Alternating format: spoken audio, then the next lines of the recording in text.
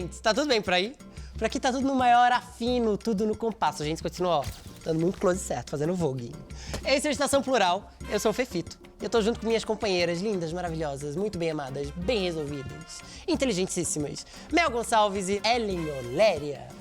Quero dar as boas-vindas, inclusive, para agora uma terceira moça que vem ganhar o nosso estúdio.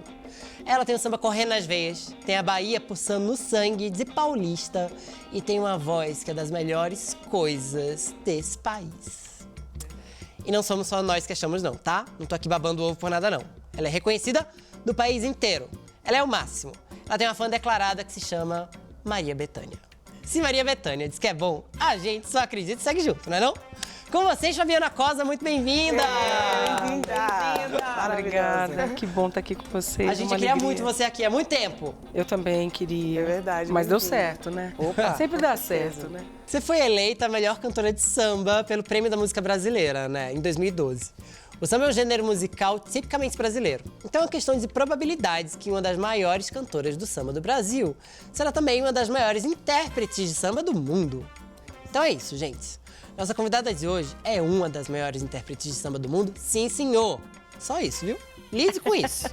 Como é que soa pra você, Fabiana, receber um prêmio desses e uma crítica apaixonada de Maria Bethânia? Olha, Fefito, quando eu recebi o prêmio da música, eu efetivamente não esperava, porque eu sou uma pessoa que trabalha muito e trabalha muito focada, né?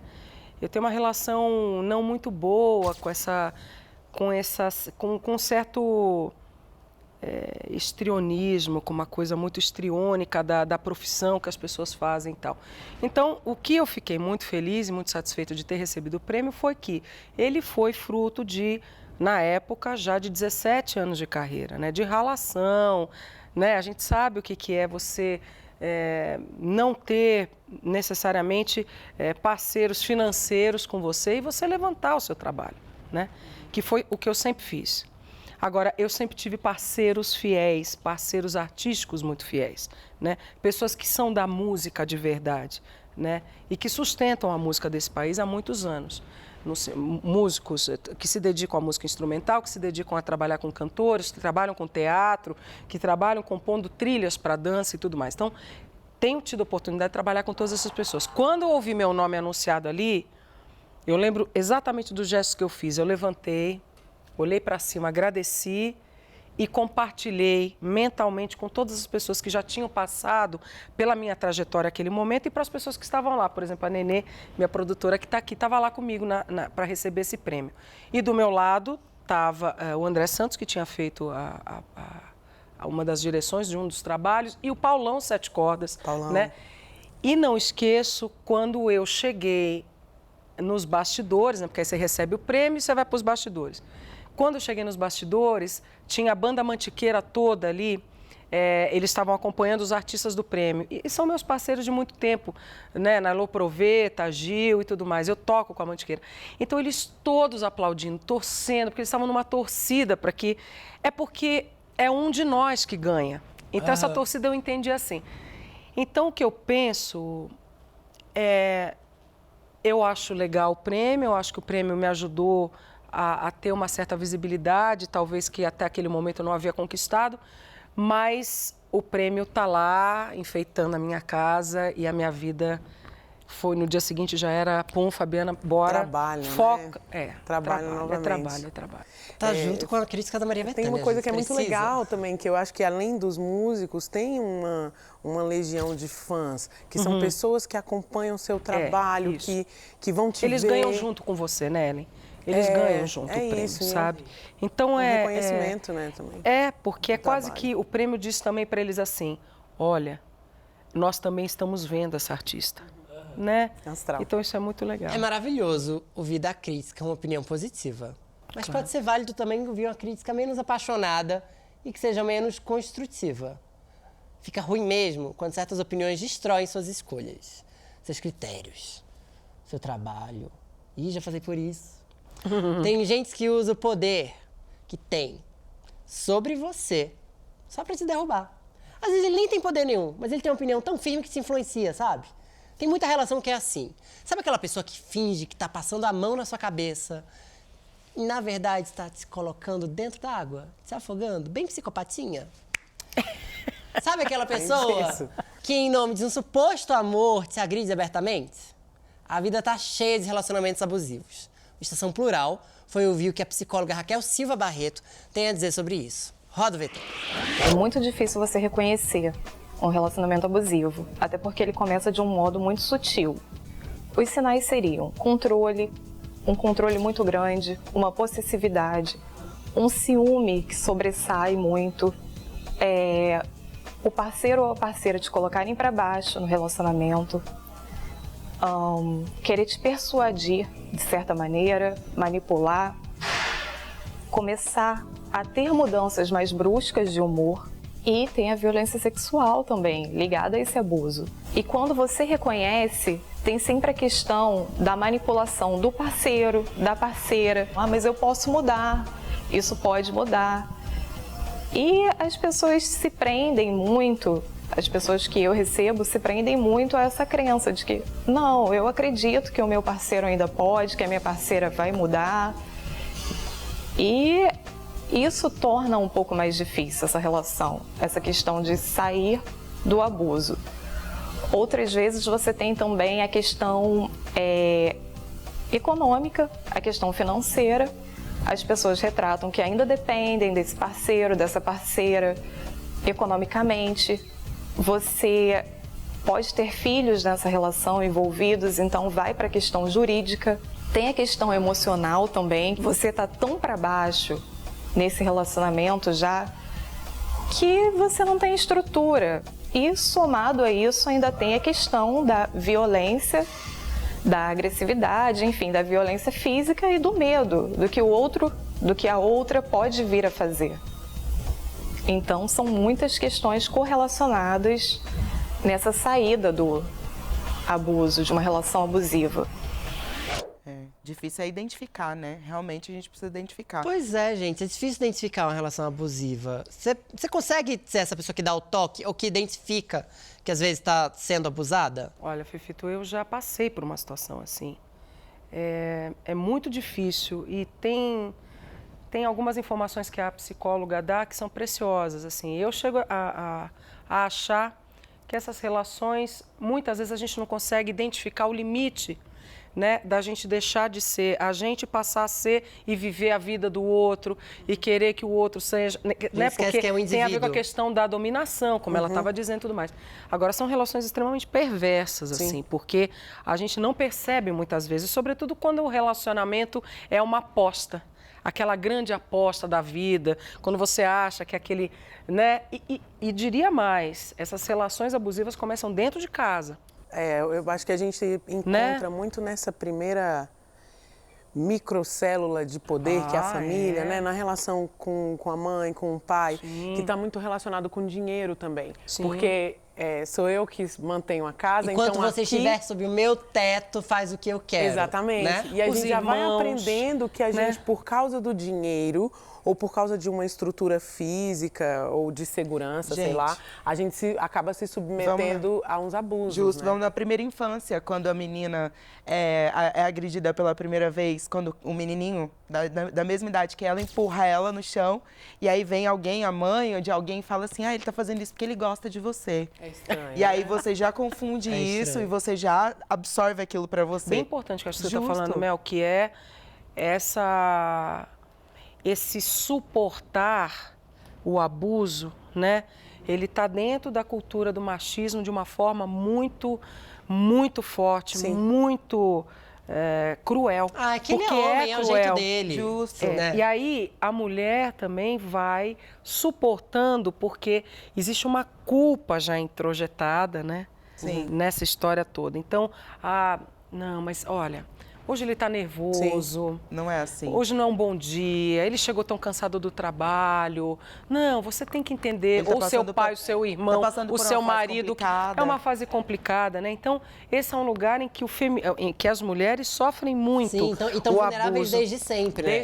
Desde pequena. Todo mundo está exposto a qualquer tipo de abuso. mas os abusos são muito mais comuns entre as mulheres. Sim. Por serem vítimas de uma sociedade patriarcal e machista. Tava vendo aqui que tem uns sinais de alerta, segundo uma fonte chamada Love is Respect, amor é respeito, de relações abusivas. Eu confesso que, às vezes, me encaixo em algumas. Tanto como abusado como abusador. Aí é uma coisa meio paranoica. Olha só, tem checar o celular ou e-mail sem permissão. Isso eu não faço. Eu respeito a privacidade alheia, mas há quem faça. E olha, a Fabiana olhou pra cima. Já teve nesse lugar. Esse lugar é um lugar que a gente, acho que muitos de nós passam por isso, porque esse lugar também, por exemplo, né, você falou da coisa do celular, que hoje a rede social, eu acho que virou um novo componente dentro dos relacionamentos. Sim. Até, sei lá, 20 anos, a gente não tinha essa questão, né? Ninguém ficava andando com o celular e ficava com o WhatsApp, que não sei o que lá. Não, checava hoje cartas, isso né? checava Abria os bolsos da roupa, a pessoa podia abrir a correspondência, né? Que já é uma violação. Justo. Eu acho que é isso. O abuso começa quando você viola já algo que é da privacidade do outro. Mas é que tem isso, né? Com quem ele tá falando, com quem ele tá trocando mensagem. Então, e aí você começa a criar um universo que muitas vezes, na maioria das vezes, ele não é real. Né? Mas que passa pelos seus medos, as suas inseguranças. E tem gente que acha que é tudo bem. Não, mas tudo bem, é só o meu e-mail, não tem nada lá, né? Não tem nenhum segredo. Não interessa, é o seu e-mail. É o seu espaço. E acho que tem isso. E tem uma outra coisa, que assim, o tudo bem passa por esse lugar da dominação. Tem que ser tudo bem porque você é meu, ou você é minha. Era isso que eu ia falar. Aí vem aquele discurso, né, de que assim... você não quer me mostrar porque tem alguma coisa aí. Não, eu não quero lhe mostrar porque eu sou eu, independente de você. E eu existo. Eu tenho uma relação com as pessoas, eu tenho uma relação com outras pessoas. Eu tenho uma relação que às vezes eu posso ter... Um amigo pode estar dividindo um problema dele que você não tem que saber. Não, e é uma caixa de Pandora, né? Que se você abre a sua, você sente no direito de ver a vida do outro também. E aí é uma coisa bizarra. E às vezes tem gente que de fato manda mensagem dando em cima, você não gosta da reação. Mas você falou de possessividade, é um sinal disso, que é um pouco que me tocou, porque sou um pouco ciumento, sou ariano, mas também não sou possessivo, respeito a liberdades, mas tem um limite entre ciúme e possessividade ali. Eu conheço histórias de casais que no meio da briga, a pessoa empurrou a outra dentro de um quarto e trancou, você não vai sair. Ai, não, gente. Não, sair. sério, não. Que aí diz outro aqui, isolar você, você é hipotético, tá, gente? Estou falando da Ellen, não. Claro. Isolar você de seus amigos e familiares, ter temperamento explosivo, botar você para baixo constantemente, ter humor volátil, machucar você fisicamente, dizer a você o que você tem que fazer e pressionar ou te obrigar a fazer sexo. São algumas dos pontos levantados por essa ONG. E todos são muito cruéis e muito intensos, mas também são muito comuns. Tem um dado, você falou sobre obrigar a fazer sexo, que eu achei brutal, que 47% das meninas entrevistadas disseram que em algum momento da vida foram pressionadas a ter relações sexuais com o parceiro. Eu acredito que é um dado bem heteronormativo. A gente tem um dado. E aí a menina se sente pressionada porque ela é menina, ele tem necessidades, ele precisa fazer. Se você não fizer, ele vai fazer com outra. Mas isso é tão comum. Isso é brutal. E é muito comum, é brutal e é muito comum. Porque você tá numa relação ali que, sei lá, às vezes você tá alimentando uma coisa que não vale a pena, mas tá ali. E aí a pessoa tá querendo você e você não quer tanto. Mas você abre mão. Você fala, poxa, tá bom, vamos lá. Acontece muito. É difícil dizer não em relacionamento. É complicado. Então, eu acho que passa por esse lugar, né? E o dizer não, eu faço terapia já há bastante tempo, assim. E por isso que esse lugar do dizer não, nada, por isso que eu continuo fazendo.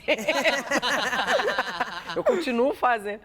Mas esse lugar do dizer não é muito interessante, porque a gente tem que aprender também a dizer não. Né? E não é o não da birra, que a birra também está num outro lugar, né? Mas é o não de dizer, não, isso não me faz bem. Se não me faz bem, me respeite. Como eu também preciso respeitar o que não lhe faz bem, o que lhe ofende, o que lhe ataca, o que lhe agride, né? Para não chegar nessa questão, não chegar nem perto dessa questão física de agressão. Agora, esse lugar da agressão... pelo sexo, né? Essa obrigação, sobretudo que as mulheres se sentem obrigadas a transar com seus maridos e companheiros de maneira geral, Eu acho que essa fala, eu posso estar errada, não sei, mas eu tenho a impressão de que essa fala só vem depois que você consegue se libertar desse casamento ou dessa relação. Porque enquanto você está lá, existem tantos monstros e uma teia tão sutil que é traçada nesse encadeamento de emoções e de regras que se estabelecem, que não são regras conscientes, muitas vezes. Porque a gente traz já os medos de outros lugares, as inseguranças, que aí você não consegue. Como a gente pede ajuda quando a gente se vê num relacionamento abusivo? Eu acho que talvez a primeira coisa, Fefito, seja, e a mais difícil, é como quando você tem um vício. Eu acho que identificar que você está numa relação abusiva. E aí, isso que você falou, todos esses dados são muito importantes para quem está em casa. Inclusive, se você se percebe dentro de uma relação assim, com esses dados todos que Fefito citou, eu acho que é bem importante pedir ajuda. A gente tem alguns órgãos, né, competentes que ajudam, no caso das mulheres. A gente tem a Central de Atendimento à Mulher. Na sua cidade aí, com certeza tem algum ponto, mas de uma maneira geral, no país inteiro, pelo 180, você liga e você tem auxílio.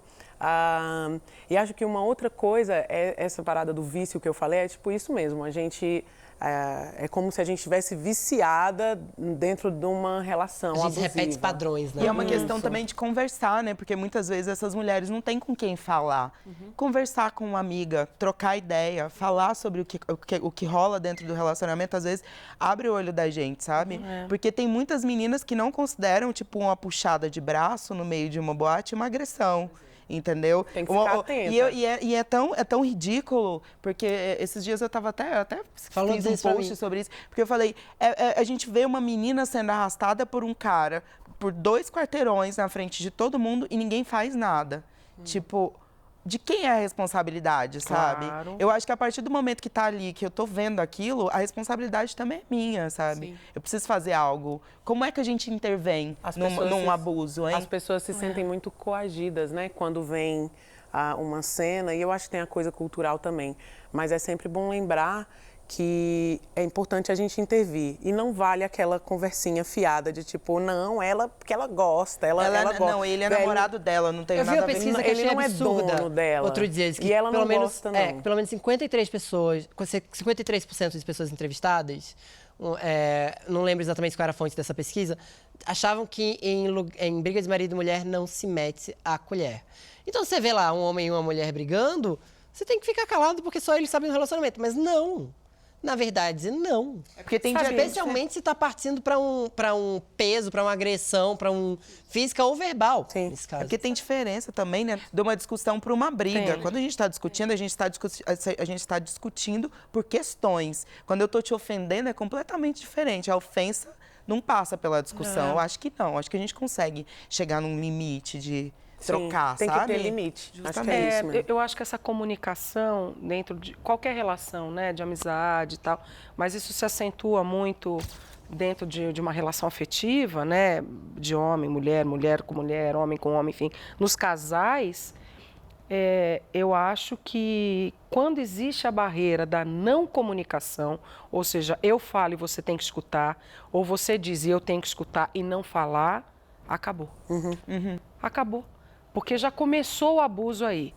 Quer dizer, nunca você não tem o que dizer e não tem que ser escutado porque o outro discorda do que você diz. Tem que ter lugar, né? Tem que ter lugar. Tem que ter lugar. As pessoas têm que ter o seu lugar de fala, né? Enfim, é uma questão bem complexa e bem difícil. Você está certíssima. O assunto de hoje é punk. A gente ir pelas estatísticas. Inclusive, se você é uma garota de menos de 24 anos, tem a chance imensa de você estar vivendo ou já ter vivido uma relação abusiva. Segundo uma pesquisa que a gente tem aqui, 94% das mulheres já foram agredidas verbalmente. Então lembra que você não está sozinha. Pede ajuda, pula fora. Não é fácil não, mas é bem possível. Pior é se arrepender depois de ter sofrido tanto abuso à toa. Você é mais especial do que essa pessoa que está te abusando. Vamos pensar nisso? Estação Plural volta já.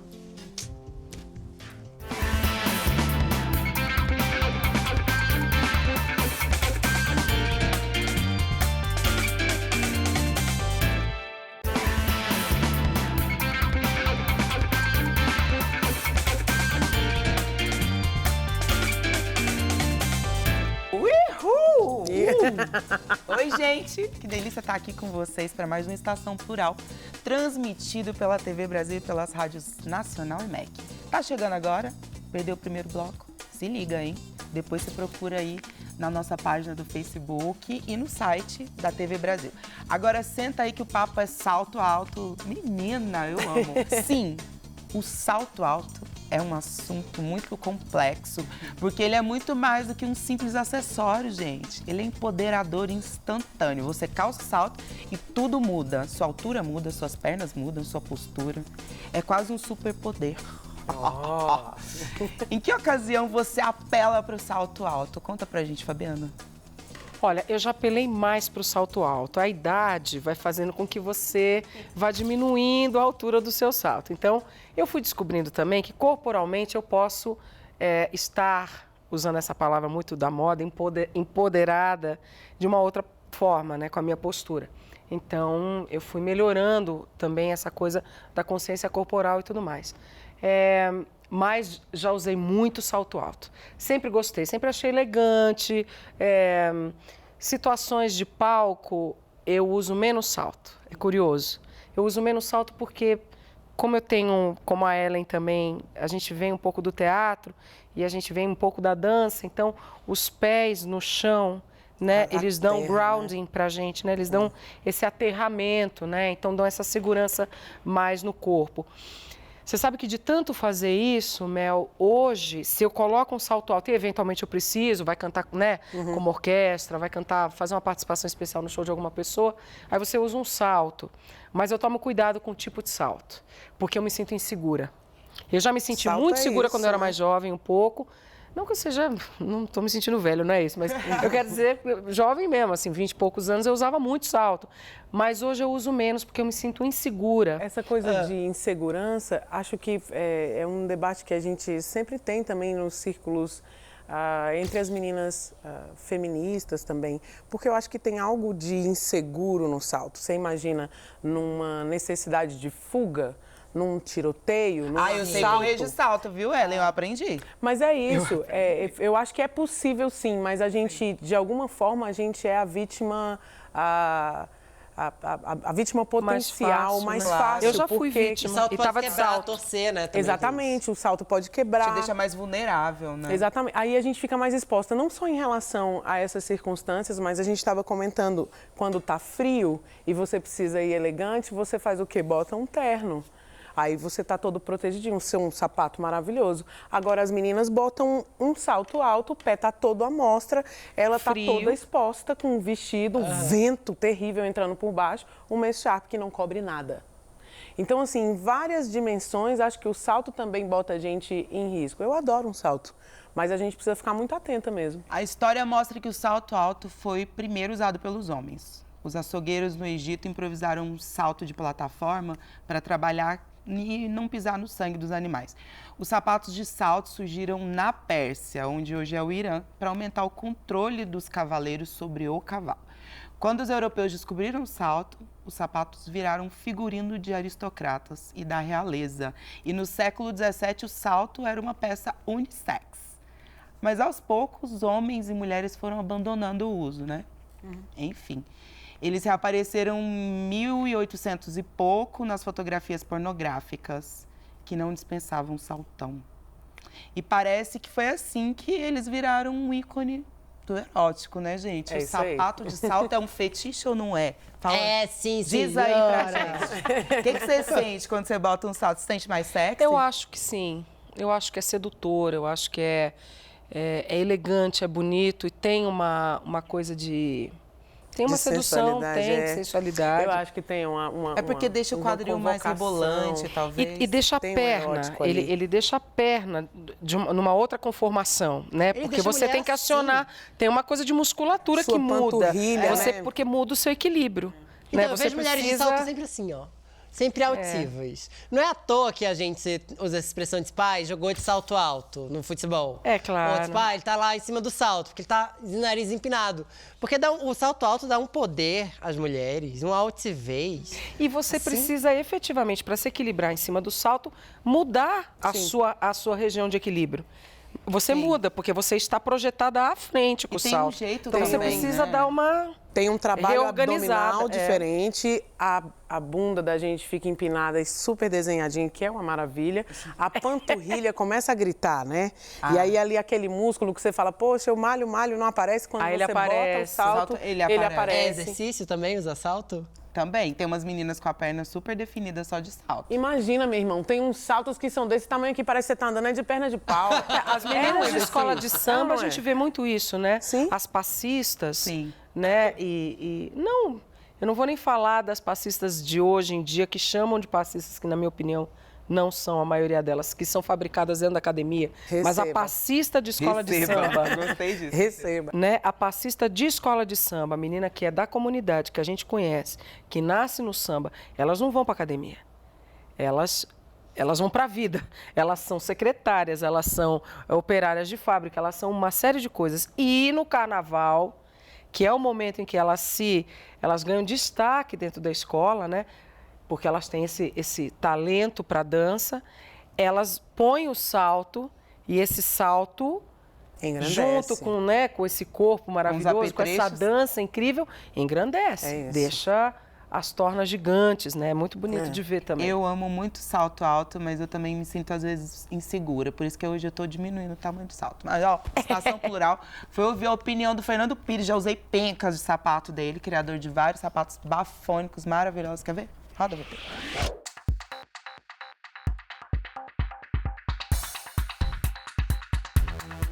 Não tem como escapar. Toda mulher vai ser fatalmente louca por sapatos, graças a Cinderela.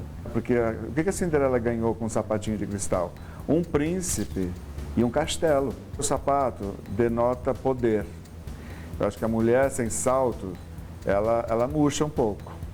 Né? A que sobe no salto, você percebe, se você botar as duas em frente ao espelho, o olhar de cada uma é bem diferente. É um olhar de sou poderosa, né? Sou gostosa, porque é sensual demais o salto alto. Então ela pode virar uma dominatrix com uma bota 7/8 de verniz ou de couro preto. Então ela vai criando alguns personagens com essa transformação dos sapatos. Então não existe nada mais rápido da mulher virar outra mulher. É o sapato. Não é fácil você se manter horas em cima do salto, eu imagino, né? Então, elas fazem isso, primeiro, porque amam o sapato. Segundo, porque sabem que é uma arma de conquista, de sedução. E terceiro, que causa inveja às amigas, né? Acho que todas ficam, que sapato é aquele? Existe, claro, sempre algumas tendências que da moda ainda dita, que já não existe mais ditadura, mas então, de repente, você vê uma coleção onde os designers de sapatos todos foram caminhando para um sapato mais baixo, flat, né, sapatilhas. E assim, a maioria das pessoas que já vem usando salto alto há muito tempo, já não estão mais usando, né? Então, para esse núcleo de mulheres, é importante ter essa variação, de poder usar um sapato baixo, que ela possa entender que é uma tendência de moda, né? É muito engraçado, porque assim, tipo, eu lembrei de uma história agora de show, porque eu usava muito Fernando Pires, usava muito, inclusive, beijo, Fernando, te adoro demais. E eu dei uma diminuída no salto, porque assim, eu nunca caí do palco, mas eu tava levando uns uns arrastados, umas escorregadas, e eu lembro que eu fui com uma sandália dele, eu quase caí na frente, assim, ó, do público, assim, pá. Falei, vou diminuir o tamanho do meu salto. Vou ser um salto consciente pro palco. Porque você dança muito, né? Não dá, e tem coreografia, e tem muita coisa. E eu queria muito usar salto, porque eu queria arrasar, eu queria mostrar a potência da mulher. E não deu. A mulher mostra, né? Falei, não, mostrei minha potência com um salto um pouquinho menor, mas ainda tá lá. Mas não tem problema. Agora, tem uma coisa que a gente estava falando, que a gente eu uso salto, por exemplo, em lugares que eu sei que eu vou ter uma estabilidade, porque o calçamento me permite usar o salto. Sim. Não dá, por exemplo, eu não saio na cidade de salto, porque eu tenho medo. Pensa, já é um exercício usar o salto. E aí você ter que passar pelos obstáculos, gente. Não, mas aí já não dá, né? É um pentátlon. Eu já fui a muito casamento. Eu já fui a muito casamento que tem lugar bucólico de paralelepípedo ou desgrama, que via as meninas andando assim, ó. É horrível. Até chegar. Afunda, né? Aí você afunda na grama. Tem uma coisa do uma fetiche coisa do salto que eu tava pensando aqui. Sim, quanto mais fino, melhor. Quanto mais fino e maior, melhor. Eu tô parecendo um homem hétero falando isso. Mas é que tem essa coisa, tipo, do fetiche de ser pisoteado, ou do salto ser algo provocante. Mas tem também o fetiche do filme de terror, porque eu já vi salto sendo usado como arma. Aliás, cuidado, hein? Mortífera. Tem isso. Enfia um salto na testa de alguém, no olho de alguém em filme de terror. Eu uma viro a arma. rainha do deserto. A rainha do deserto. rainha Eu das viro a trevas. rainha das trevas. Tem também, por exemplo, a coisa da mãe de Miss. Sempre dizem que nos concursos de Miss tem sabotagem, que alguém encerra salto, pra outra cair na passarela, escorregar. Tem um imaginário do salto. Não é só o imaginário sexual da coisa, da mulher bonitona ali em cima. Tem o imaginário terrorista também, Tem ó. uma arma. O salto também pode ser uma arma. Pode ser. É uma É arma. isso aí. Eu ouvia essa coisa das meninas, as travestis, né? Que Sim. há décadas atrás já usavam mesmo a arma, o salto como arma, se precisasse, né? Na verdade, eu acho que tem uma coisa que é muito poderosa no salto mesmo, que é maravilhoso usar para quem gosta de salto.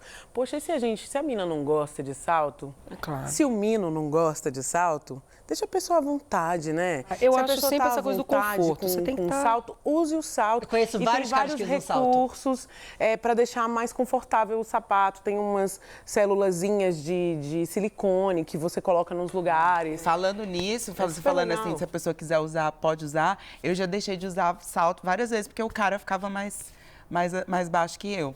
Aí eles Aí falam, eu parei. Ai, que também solidária. Aí eu fui solidária. Mas assim, eu também não sou tanto. Eu gosto de todos os tamanhos de salto, desde que eles sejam Ai, confortáveis. pensei que você ia falar que gosta de todos os tamanhos de gato. De gatos também. De gatos também, mas de saltos também. Eu vario bastante. Eu gosto é de conforto. Bom, gente, agora o negócio vai melhorar. Opa. Agora é a hora do pajubá. Olha, rimou. Agora o negócio vai melhorar. Agora é hora de pajubá. Pajubá. É isso aí.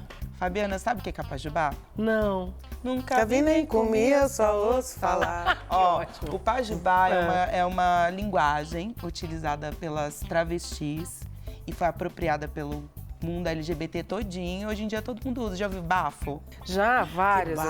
bafo. Não. Bafo. Tá. Da Minhas Elsa. amigas usam vários.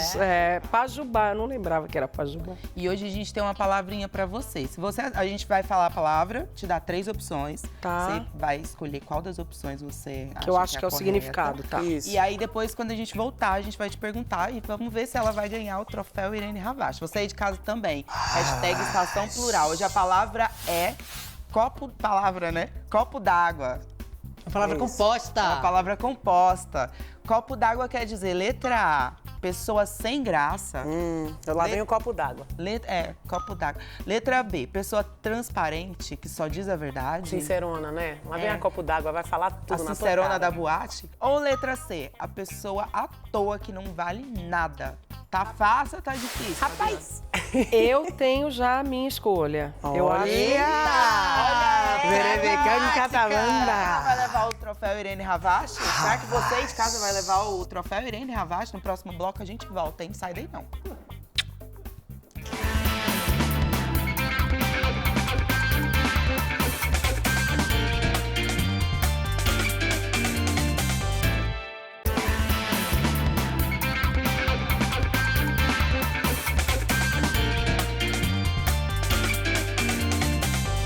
Alô, você de casa, nós estamos de volta com o Estação Plural. E você aí, tá com o pajubá na ponta da língua? Mandou a hashtag com a sua resposta? A palavra de hoje tá cabulosa e a nossa convidada Fabiana Cosa vai ou não vai ganhar o troféu Irene Ravache hoje, hã? Vamos lá, só lembrando, vou lembrar as alternativas. A palavra de hoje é copo d'água. O que será que é copo d'água, hein? É aquela pessoa sem gracinha, aquele copo d'água. B, é aquela pessoa transparente, sincerona, chega dizendo tudo o que pensa mesmo? Ou é C, copo d'água é aquela pessoa à toa, que não vale R$1? E agora, minha gente? O que você acha, gente, Fabiana? Já pode falar? Pode. Pra mim é A. Pessoa sem graça. Eu tava pensando nisso. Pessoa sem graça. Eu tava pensando nisso, mas sabe por que eu acho que não é A? Porque quando a gente quer falar que a pessoa é sem graça, a gente diz que ela é água de salsicha. Sabe aquela água que escorre da salsicha que você olha e fala... Mas é que eu pensei que no Pajubá pode ser... Ai, gente, água porque é tem uma vida. coisa... Eu acho que a água Como é é que vida, água é mas eu sem também graça? acho, assim, pelo menos no meio do...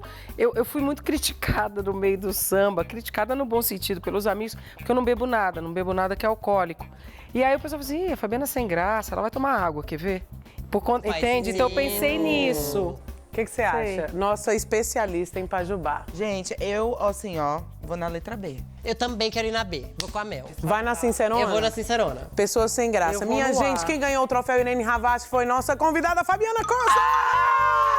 Vou comemorar só porque ela é maravilhosa. Lá vem aquela resposta hoje, foi meio... Olha, os meninos deram uma resposta meio copo d'água. Não valeu. É isso, meio sem graça. Agora que a gente já brincou de Pajubá, vamos trabalhar? Bora. Você tá de boa aí? Tá relax? Tá curtindo o seu Estação Plural sem culpa nenhuma? Ou você é daquelas pessoinhas que não conseguem ficar sem fazer nada na vida? Tá com aquela chave do trabalho acionada para todo o sempre. A modinha dos dias atuais é trabalhar demais? Será que trabalhar feito louca compensa? O Estação Plural foi para as ruas de São Paulo, uma cidade conhecida pelo vício de trabalhar demais, para ouvir a voz do povo. Vamos ver o que o povo acha sobre isso? Limpe sua mente, seu fefito. Se livra desses pensamentos mudanos. O que eu ia discutir de pauta para Estação Plural essa semana mesmo? Desapega do trabalho. Desapega. Mas aí se eu desapego do trabalho, eu desapego do salário. Será que trabalhar muito compensa? Fabiana, você é das pessoas que pensam em trabalho 24 horas por dia?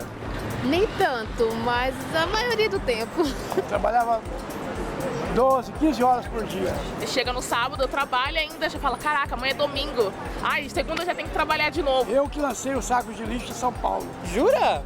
O telemarketing é uma coisa que te estressa muito. Se tem um que alegra o seu dia, o outro já acaba com tudo.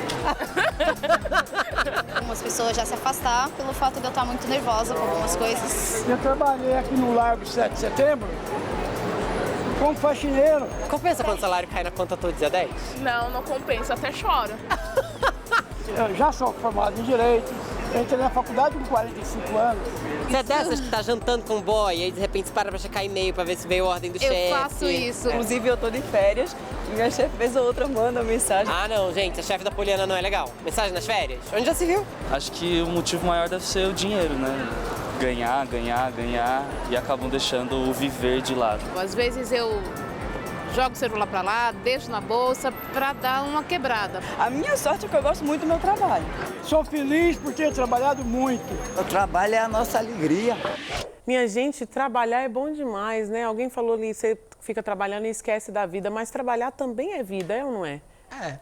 Eu tô aqui falando com especialistas, porque eu tô cercada de gente que trabalha de manhã, de tarde, de noite, manhã, de tarde, de noite. Eu sou casada com uma workaholic também, que adora trabalhar. Capricórnio, ascendente em Capricórnio. Fala, mulher de terra. Fala se não é assim. Vocês vieram ou não vieram construir? A gente veio construir. Tu é capricorniana? Eu sou capricorniana com virgem. Capricorniana. Contratem um capricorniano. Se você quer alguém para trabalhar, contrata um capricorniano ou um taurino, que também gosta. Eu tenho uma coisa assim, muito obstinada pelo trabalho, né? Mas também, bom, eu larguei uma profissão que eu tinha, né? Sou jornalista de profissão, trabalhei um tempo, alguns anos como jornalista, e larguei para poder conciliar duas coisas. Ter um trabalho prazeroso, ter um trabalho em que eu não me visse como uma figura medíocre, um trabalho em que eu pudesse me comunicar e me relacionar com as pessoas de uma forma prazerosa e amorosa. Né? Porque eu lembro, como jornalista, às vezes eu ficava 12, 13 horas dentro de uma redação e aquilo não me preenchia, aquilo causava, pelo contrário, causava um estresse absurdo, né? Não que eu não tenha estresse na profissão da gente, mas... É diferente. É diferente, quer dizer... Você gosta, então você colhe também, né? Você colhe, você também, Mel... Eu acho que a gente trabalha com camadas que não são tão superficiais. Sim. e nada tão imediatista, né? Assim, a gente trabalha com a construção, a gente é artesão do negócio. Silvia então, dizia que a gente, para fazer arte, precisa de altas temperaturas. Então a coisa entra em ebulição, mesmo. às vezes esfria. Por exemplo, às vezes eu fico... Porque nem todo dia a gente tem trabalho. O nosso trabalho não a nossa rotina não é ir para o show. A nossa rotina é pensar, elaborar, é se inspirar, é elaborar. Às vezes, por exemplo, eu chego numa ideia de figurino distraidamente no cinema. Esse distrair, esse momento da distração, ele não é o trabalho, mas ele é o que vai me ajudar a compor o trabalho. Claro. Então, tem um livro que eu acho muito interessante, é um livro antigo do Domenico De Masi, que é um pensador italiano, que ele quer aquele livro sobre o ócio criativo. Quer dizer, os europeus fazem isso muito bem, né? Você trabalha, aí você tem um tempo longo, bem mais longo do que o nosso, para almoço, né? Que é o tempo da sua refeição, né? Do tempo da sua digestão e tudo mais. E aí você tem o lazer, faz parte também e ele influencia a tua produtividade, né?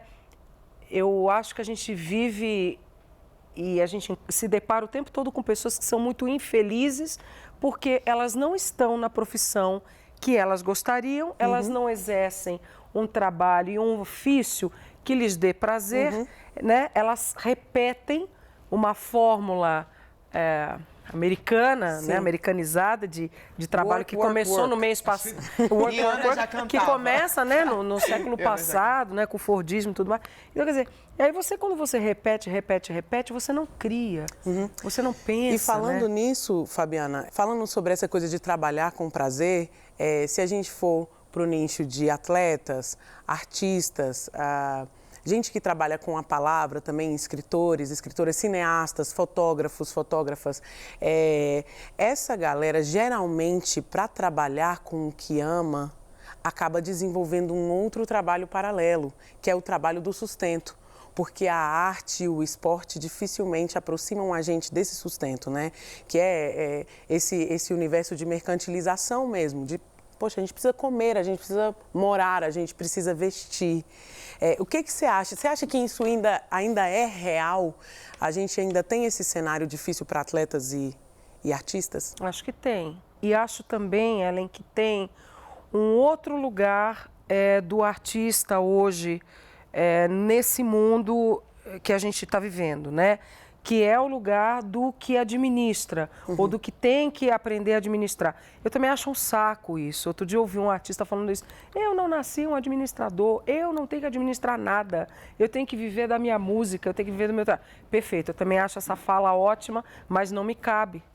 Porque senão eu teria que ser jornalista meio período e meio período cantar. Então, o que eu entendi? Eu tenho uma estrutura pequena de trabalho, mínima de trabalho, né?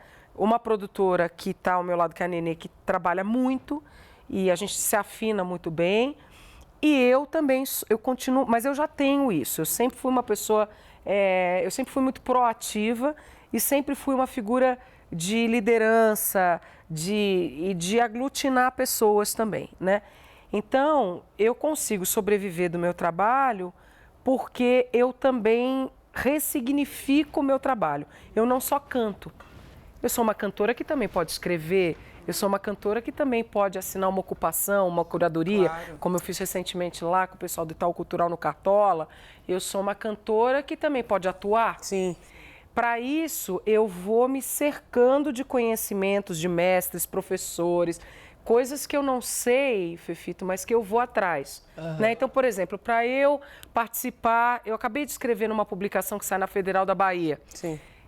Claro, eu sempre tive um apreço muito grande, eu gostei muito de escrever a vida toda, mas eu tive que aprender dentro das normas da ABNT, como é que faz o texto e tal, para sair num livro, numa publicação. Um ensaio, um artigo, cada coisa tem um formato, né? Então, assim, isso, nossa, Fabiana, mas você sabe... Não, mas eu sou curiosa. Você vai aprendendo. Eu tenho curiosidade, eu tenho vontade. Porque existe também uma visão das pessoas muito errada com relação a artistas, atletas e etc. Pessoas que querem viver da sua arte, etc. Eles acham que não é trabalho, não é convencionado como trabalho. Tipo, e eu fico pensando muito nas etapas. Porque, por exemplo, eu sou uma artista que cuida de várias coisas. Então, eu faço várias coisas dentro da minha banda. Eu checo e-mail, eu tenho que ir atrás de figurino, eu tenho que realizar um monte de coisas para elaborar e cumprir palco. um cronograma. Justamente, se fosse só o palco, eu falaria, nossa, que maravilha, que delícia. Mas tem uma série de outros trabalhos ali para chegar até naquele trabalhar na Estação Plural, lugar. por exemplo, não é fazer só essa 1 hora de programa. Justamente. Tem reunião de pauta, tem edição, Aí tem que ler livro. tem um monte Tem de a coisa. externa, Tem que estudar o tema. E você exatamente. também, né, Fefito? Você aglutina. Eu tenho hoje 3 você empregos. tem 3 empregos. Como você, eu me identifiquei muito quando você falou de jornalista que fica na redação. Porque essa foi uma angústia muito grande minha, assim. Eu amava ficar em redação. Até o momento que um dia eu olhei para uma janela e falei, minha vida tá passando ali fora. É isso. Eu tô dando 10 a 12 horas do meu dia para um patrão que não vai me reconhecer ou estar grato por isso, porque ele considera isso uma obrigação, assim como eu considero uma obrigação que ele me pague por isso. Mas também não é super equivalente nesse esquema, porque no jornalismo tem isso. Jornalista cumprir 6 horas, cumprir 8 horas. Jornalista trabalha porque tem que trabalhar. Onde já se viu o jornalista que faz 8 horas? E aí eu voltei para a redação muito recentemente e passo muito pouco tempo na redação. Voltei como colunista. Eu passo de 2 a 3 horas, às vezes eu passo 4 ou 5 na redação. E alguns jornalistas, eu imagino, que talvez se ressintam disso. Mas também não tem, eu acredito numa outra coisa. Eu acredito em home office. Então, quando eu estou em casa, eu estou trabalhando, eu não quero ficar enfurnado, eu prefiro ficar enfurnado na minha casa, trabalhando do meu jeito.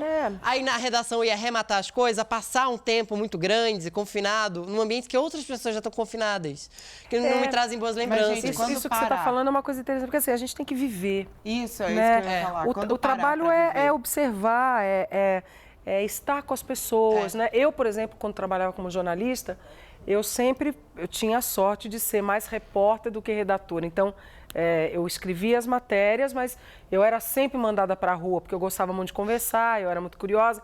Então, eu descobria umas histórias que às vezes outros não descobriam. Mas eu penso que o trabalho, a palavra trabalho ganhou um peso, né? Que hoje, até com as tecnologias que a gente tem... A gente continua trabalhando no jantar romântico. E um redimensionamento do espaço na cidade, né? Novos horários, né? Tem gente que trabalha na madrugada, tem gente que... né? Antigamente você tinha essa coisa do trabalho e do emprego, era uma coisa formal, né? Hoje não, você pode trabalhar da sua casa com um computador, você trabalha com celular... Não é? Trabalhar mais faz ser mais rica? Não necessariamente. Interrompi, mas eu estava pensando mais nisso. o quê? Não necessariamente. Você faz ser mais rica. Olha, eu tô há 20 anos nessa história, eu não enriquei. Eu enriquei, acho que dentro, eu virei uma figura mais interessante para mim até, assim. Eu acho que conheci mais coisas. Eu acho que eu ampliei o meu... Não, eu ia até comentar essa coisa, porque a gente está falando de confinamento e tal. E para falar de riqueza, eu realmente acho que é importante a gente lembrar que riqueza não tem só a ver com dinheiro no banco. Sim. E aí riqueza tem fundamentalmente a ver com exploração. Sim. Quem explora o trabalho de uma outra pessoa e quem é explorado, quem é explorada. Se a gente está falando de exploração, existe uma pessoa que está está ganhando, eu brinco, né, que está ganhando dinheiro dormindo, enquanto alguém está trabalhando. Sim. Essa pessoa provavelmente é rica. Sim. Essa que está ganhando dinheiro dormindo. Perguntei isso porque quando a gente fala que está trabalhando muito, que tem 2 ou 3 empregos, as pessoas tendem a achar, mas está ganhando bem, está estando bem na vida. E aí acontece uma coisa, de fato, você passa a ganhar um pouco melhor porque você acumula funções. Mas você passa a destinar esse dinheiro a outras coisas. Eu não tenho muito dinheiro guardado. Eu passei a ganhar mais dinheiro, mas aí eu passei a ajudar mais a minha mãe, a minha avó, passei a fazer viagem romântica com o namorado. E isso e aquilo, me dá pequenos luxos. E aí você para e pensa que você não é um acumulador de riqueza, você é um acumulador de felicidades. Você está trabalhando em prol do conforto da sua família. É uma economia e da sua inteligente, felicidade. você faz uma economia inteligente, né? E eu acredito muito nessa força motora do que você não acumula. Acumular é coisa de tio Patinhas, né? Eu não gosto de pensar no acúmulo, eu gosto de pensar no movimento daquilo, né? Na rotatividade da energia, né, criativa. Uma vez eu pensei, uma vez meu terapeuta disse assim, Fabiana, essa coisa de você trabalhar e ter o dinheiro, se você pensar o dinheiro como energia que foi despendida para você realizar aquilo que você gosta muito, talvez a gente reequilibre a ideia da riqueza. Sim. Você reequilibra, né? Porque você fala, nossa, eu me dediquei 6 meses, 1 ano a esse projeto de disco e tudo mais. E agora eu recebi esse tanto, esse tanto dessa altura, ou esse tanto dessa altura de dinheiro, ou de conhecimento, de felicidade, de amigos, de novos parceiros, de um monte de coisa. Né? Não é o material só, né? O mais importante realmente é a realização, porque eu fico pensando, tem tanta gente frustrada, E como é que você muda a rota da sua vida? Por exemplo, se a pessoa estudou a vida inteira para ser publicitária, por exemplo, e ela não gosta do trabalho dela, não gosta da função dela, como contorna isso? É difícil. Tem muita gente tirando sabáticos, né, para repensar a vida. E tem gente que não tem a oportunidade de se repensar, porque trabalho é sustento. E não tem esse tempo para se pensar. A gente está falando aqui de trabalho de realização, mas a gente também não pode esquecer que entre os LGBTs, por exemplo, tem gente que ganha muito menos por ser LGBT. Claro. Mulheres ganham muito menos por serem mulheres. Não, e a gente tá tem falando LGBTs formados em graduações que acabam tendo que trabalhar em profissões tão dignas quanto, mas um pouco menos qualificadas, se a gente for usar uma graduação enquanto baliza, porque são LGBTs. Mas a gente sabe que você está falando sobre... Eu acho que trabalho é status também. E, de fato, a gente ainda tem categorias que são tão importantes quanto outras, mas que têm menos status. A prostituição.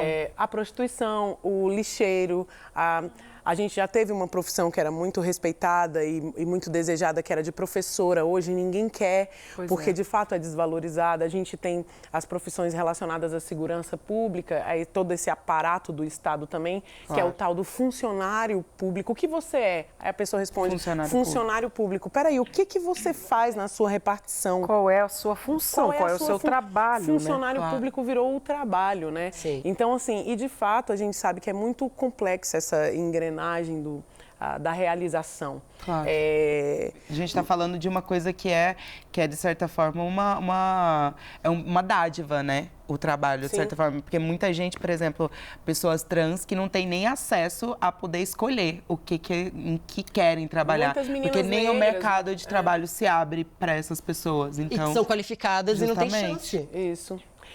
Eu acho que a gente está construindo um novo cenário, ocupando as cadeiras das universidades, mas, de fato, isso que você falou é muito sério.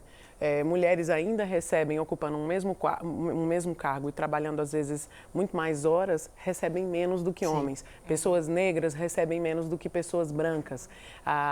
Pessoas trans não têm nem acesso, A gente tem ainda... Mas eu acredito que os movimentos sociais estão trabalhando para que a gente tenha um cenário mais digno, né? É muito bom trabalhar, minha gente. É muito bom trabalhar fazendo um programa astral como o Estação Plural.